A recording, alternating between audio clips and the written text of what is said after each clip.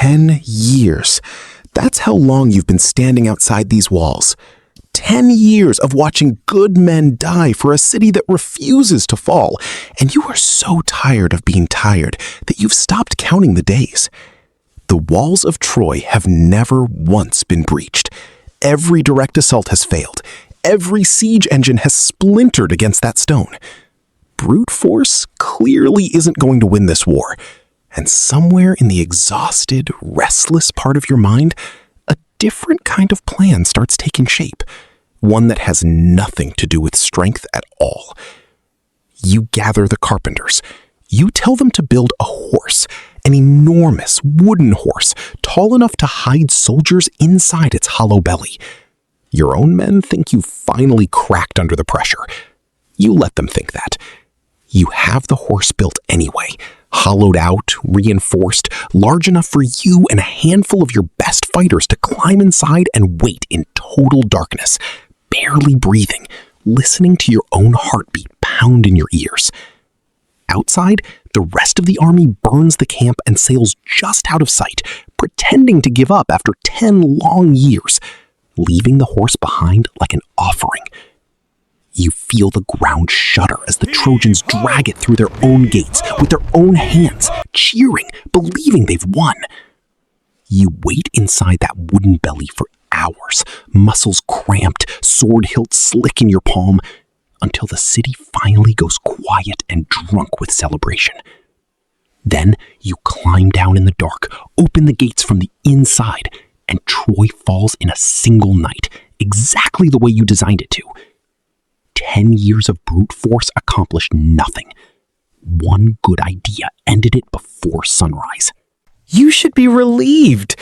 Instead, all you feel is the pull of home, a wife you haven't seen in a decade, a son who was still a baby when you left, an island called Ithaca that you'd give anything to walk back onto right now. So you load the ships and you sail, certain the hardest part is finally over.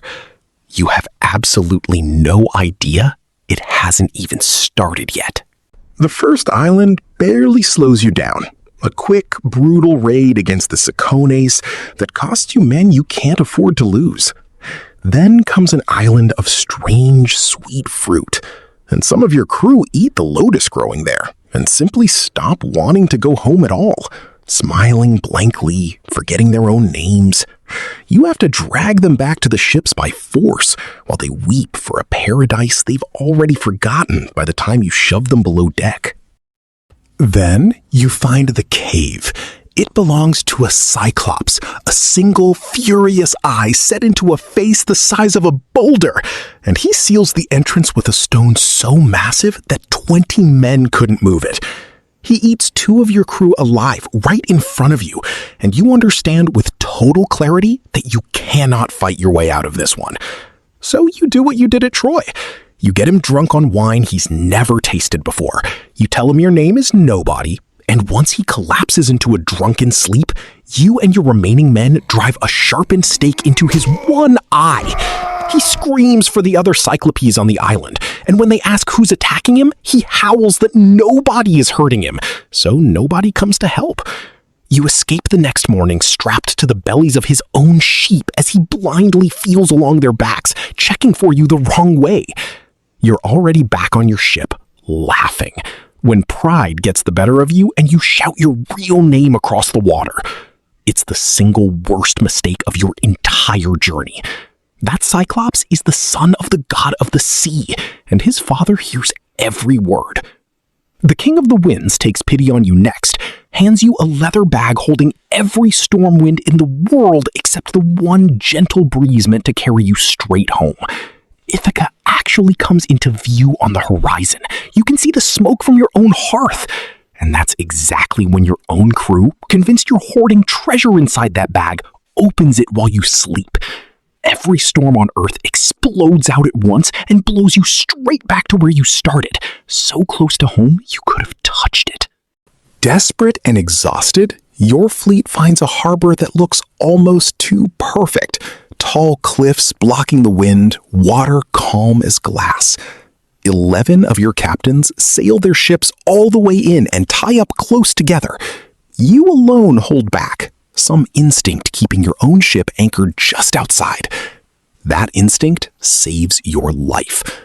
The people who live here aren't people at all. They're giants, and they answer your scouting party by hurling boulders down from the cliffs, smashing ship after ship like toys against the rocks, then wading into the wreckage to spear survivors right out of the water. You watch 11 of your 12 ships, and nearly every man on them die in minutes. And there isn't a single thing you can do but cut your own rope and row for open water as fast as your remaining crew can pull. You left Troy with a fleet.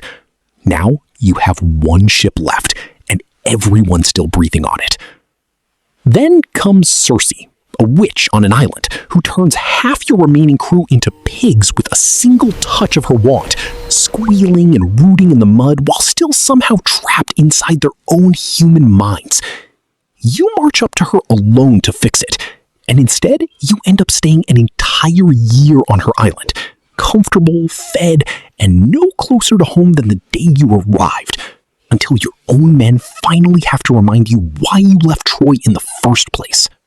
Before you can leave for good, Circe tells you that you have to sail to the land of the dead itself and speak with a blind prophet who alone can tell you how the rest of this journey ends. You stand at the edge of the underworld while the shadows of the dead crowd around you, thirsty for the blood you've poured out to summon them.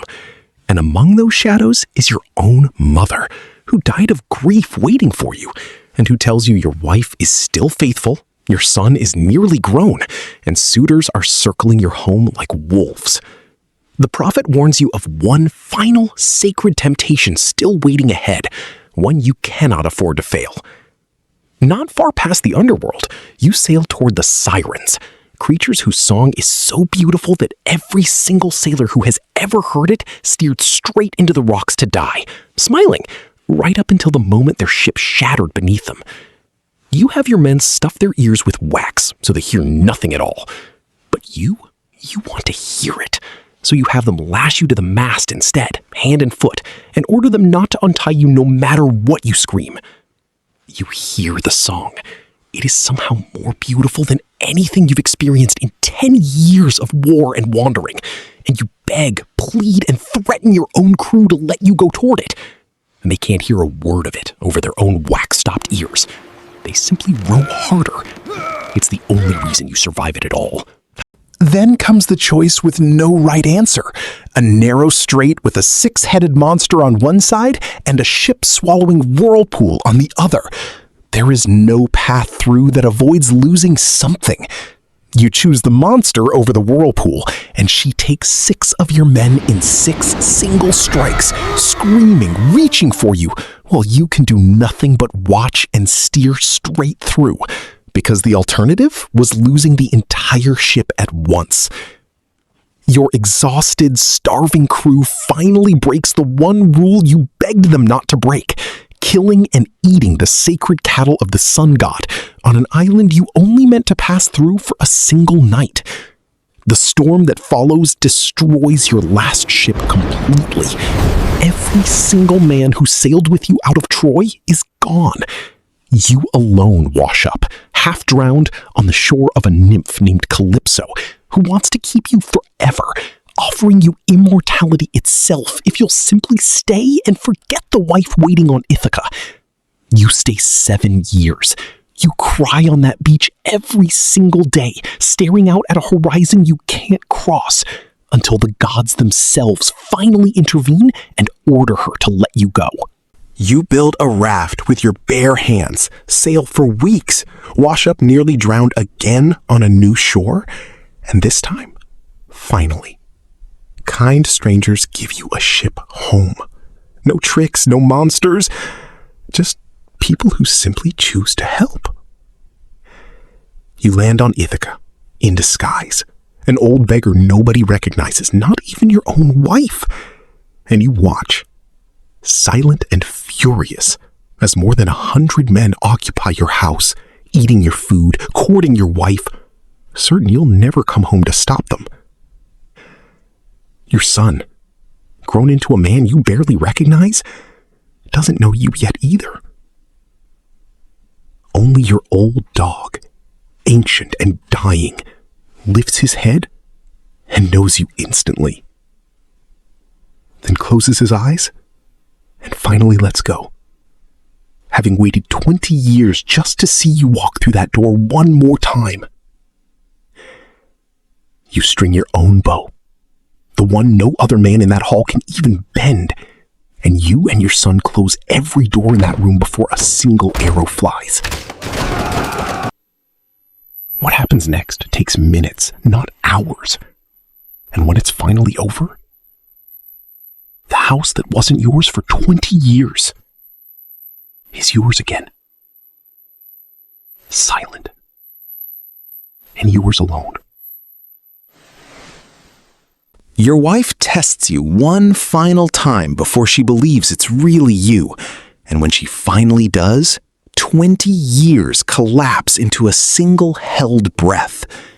You made it home. Not through strength, not through luck, not really. Through the same thing that got you out of that horse, out of that cave, and off that mast. A mind that refused to stop working, even when your body had nothing left to give. If this journey earned it, hit like, subscribe, and tell me in the comments which trial would have broken you first, the Cyclops, the Sirens, or 20 years just waiting. I'll see you on the next voyage.